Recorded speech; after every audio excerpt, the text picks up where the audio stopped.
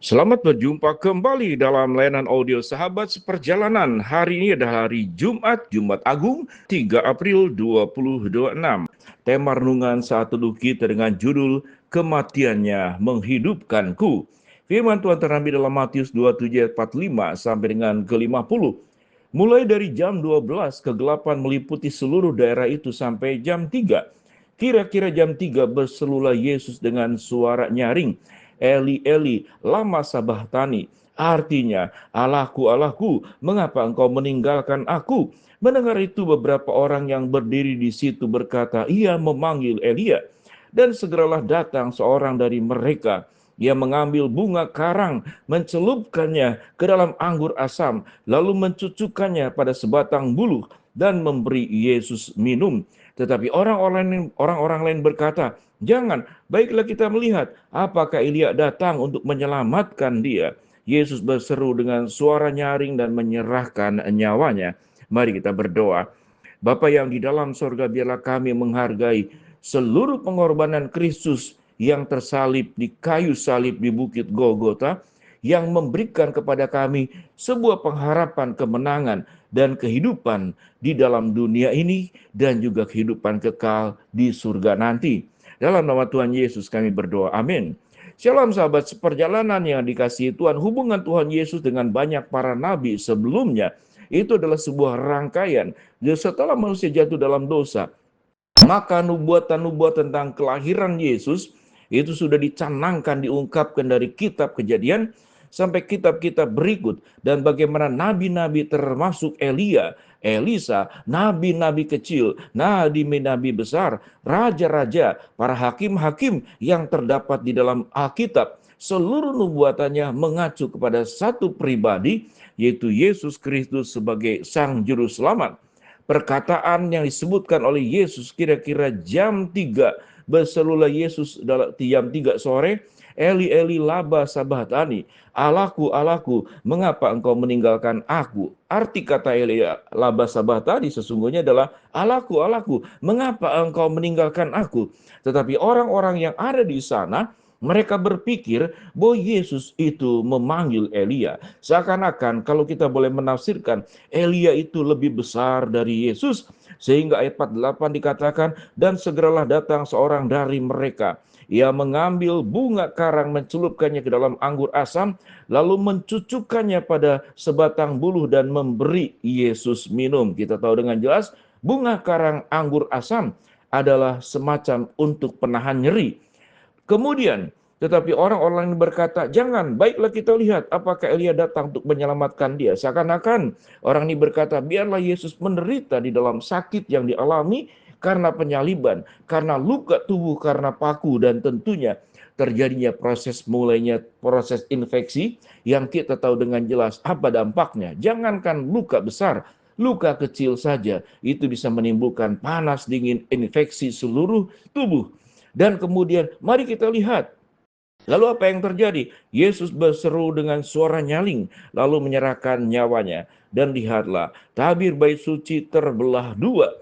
Dari atas sampai ke bawah terjadilah gempa bumi, dan bukit-bukit batu terbelah, kuburan-kuburan terbuka, dan banyak orang kudus yang telah meninggal bangkit. Dan sesudah kebangkitan Yesus, mereka pun keluar dari kubur, lalu masuk ke kota kudus dan menampakkan diri kepada orang banyak.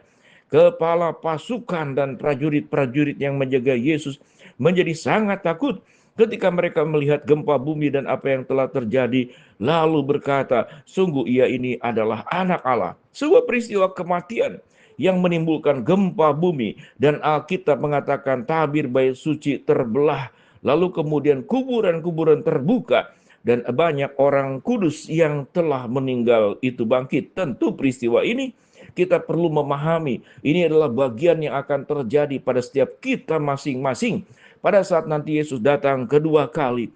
Itulah yang terjadi. Seluruh langit yang lama dan bumi yang lama akan berlalu. Berlalu tentu ada proses kerusakan termasuk gempa bumi ataupun bentuk lainnya yang kita tidak pahami. Namun langit dan bumi yang lama itu akan berlalu dan langit bumi yang baru akan menemui kita dan menjadi bagian tempat terindah yang disediakan oleh Allah. Kematiannya itu adalah menghidupkan. Kalau boleh dikatakan, kesengsaraannya itulah yang melepaskan kita dari penderitaan di dalam banyak aspek. Yesus memberikan sebuah karya keselamatan di dalam rancangan yang sudah ditetapkan semenjak manusia jatuh dalam dosa. Misinya adalah misi kasih, misinya adalah misi kehidupan, misinya adalah misi penebusan, dan misinya adalah misi penyelamatan. Seluruh perkara yang terbaik, yang menyangkut dengan hal-hal yang paling berbahaya dan paling membuat penderitaan jikalau kita tidak ada di dalam Kristus Yesus, kita akan binasa di dalam kekekalan, mati dalam kekekalan, sebagaimana yang firman Tuhan katakan. Orang-orang tersebut akan masuk ke dalam perapian yang menyala-nyala, dan di sanalah terdapat ratap tangis dan kertak gigi. Kematiannya itu adalah menghidupkanku. Kalau boleh dikatakan, bagaimana implikasi, aplikasi, implementasi yang kita perlu ambil dari peristiwa Jumat Agung dan kematian Yesus. Kalau Yesus itu membuat kematiannya itu menghidupkanku, apakah nilai kebenaran itu ada dalam diri kita? Atau ke waktu kita tetap hidup dalam dosa? Maka situasinya menjadi terbalik. Kehidupanku itu mematikan orang lain. Sedangkan Tuhan memanggil kita, kehidupan kita, kematian kita itu memberikan kehidupan buat orang lain. Kalau seseorang yang hidup dalam kebenaran, dia akan berjuang mati-matian.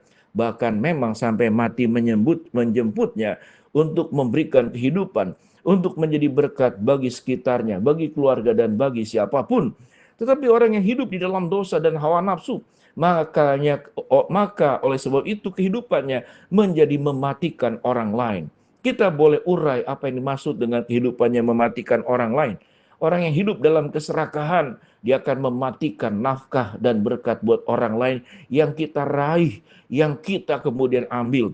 Kalau kita boleh belajar dalam banyak aspek, seringkali dalam membangun rumah, kita berjuang untuk mengambil petak-petak tanah orang lain, kiri, kanan, depan, belakang. Jarang sekali yang kemudian petak tanahnya itu dikurangi sedikit untuk mungkin memperluas jalannya kiri dan kanan. Itulah sifat manusia. Dengan demikian, kalau seseorang itu sudah ada di dalam Kristus, memahami akan kematian Kristus, maka dia akan menjadi orang yang kehidupannya itu membawa kepada kehidupan orang lain. Sampai matinya dia menjadi berkat buat orang lain, bukan sampai matinya membawa kematian buat orang lain.